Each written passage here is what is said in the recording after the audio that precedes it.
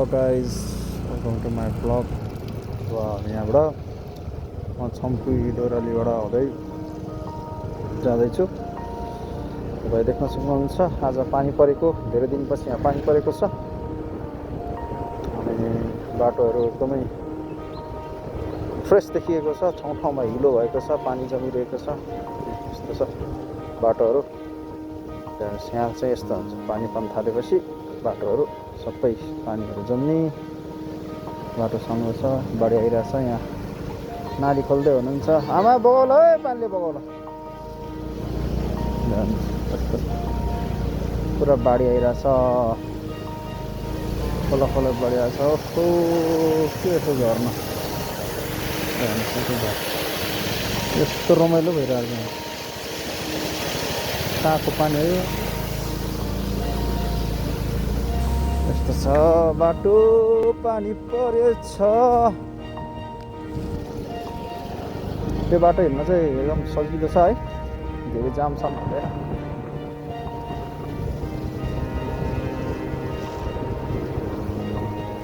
अहिले म छम्पीबाट भैँसीपाटी निस्किँदै चन्द्रगिरीतिर जाँदैछु। फ्रेस नजरिया छ। यहाँ अगाडि पक्का पनि यो ठाउँमा एकदम पानी जमेको हुनुपर्छ नि, त्यो ठाउँ चाहिँ पार गर्नुपर्ने छ। अहिले हेलो साथीहरू, तपाईँलाई म राम्रो भ्यू देखाउँछु। गोदावरी नगरपालिका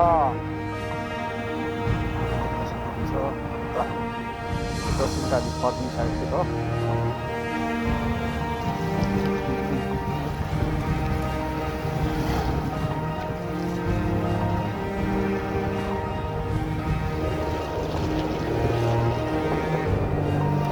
पानी पर्दाखेरि दुईवटा कुरा चाहिँ एकदम महत्त्वपूर्ण छ।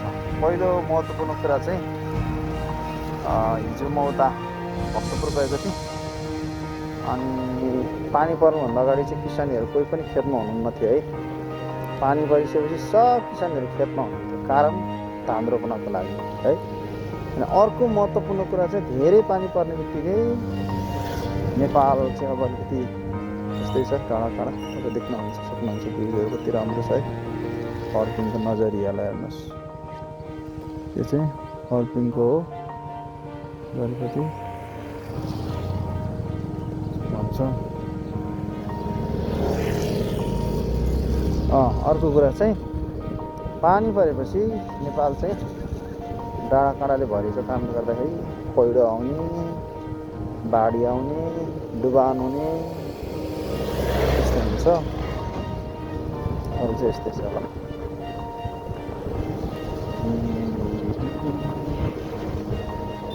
बाटो चाहिँ एकदम राम्रो छ है। छम्पीबाट उता खोकना हुँदै भैँसीपाटी हुँदै त्यसपछि नक्खु त्यो बाटो हुँदै जानेछु म।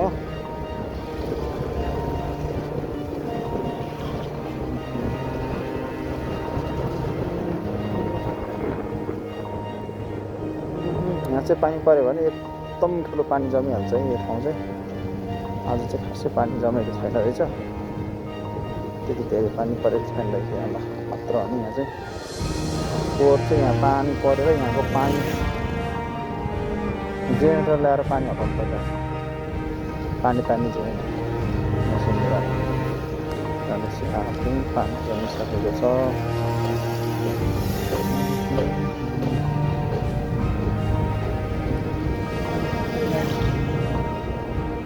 यहाँ ल, यहाँ चाहिँ पानी पऱ्यो कि जमिहाल्छ। यो बाइक आएको हेर भाइ, पहिलो कसरी आउँछ। सर यस्तो बाटो हिँडेर नेपालमा गल्ती गऱ्यो भने 1 लाख कर तिर्नुपर्छ। आउनुहोस् आउनुहोस्, किन डराइहाल्नुहुन्छ, आउनुहोस्। तपाईँहरूले हिम्मत नगरे म कसरी आउने हो, त्यसरी खुट्टा चलेर आउनु। ल आउनुहोस् आउनुहोस् आउनुहोस्। Good, very good. ओ होला अर्को दाइ जाने एउटा के है। ल ठिक छ, आउनुहोस् आउनुहोस्।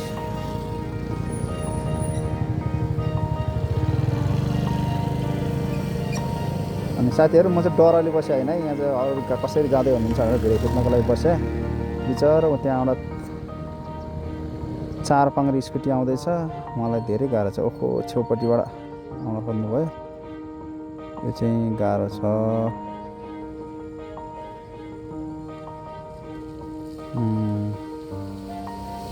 गुड गुड गुड, वा very good very good very good. ल तपाईँ नि आउनुहोस्, अब मेरो पाला है। अब म गएँ त, यसै जानुहोस् र हेर्नुहोस्। आहा, र कहाँ खाल्डो छ, कहाँ भग्लाको डुब्ने हो त हामी।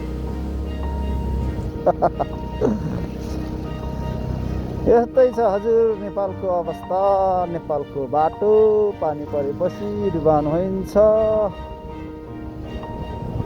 अब म तपाईँलाई एउटा यस्तो राम्रो नजरिया देखाउँदैछु, भ्यू देखाउँदैछु। ब्युटिफुल ब्युटिफुल नेपाल भनेको नि, अब देख्नुहुन्छ है तपाईँले।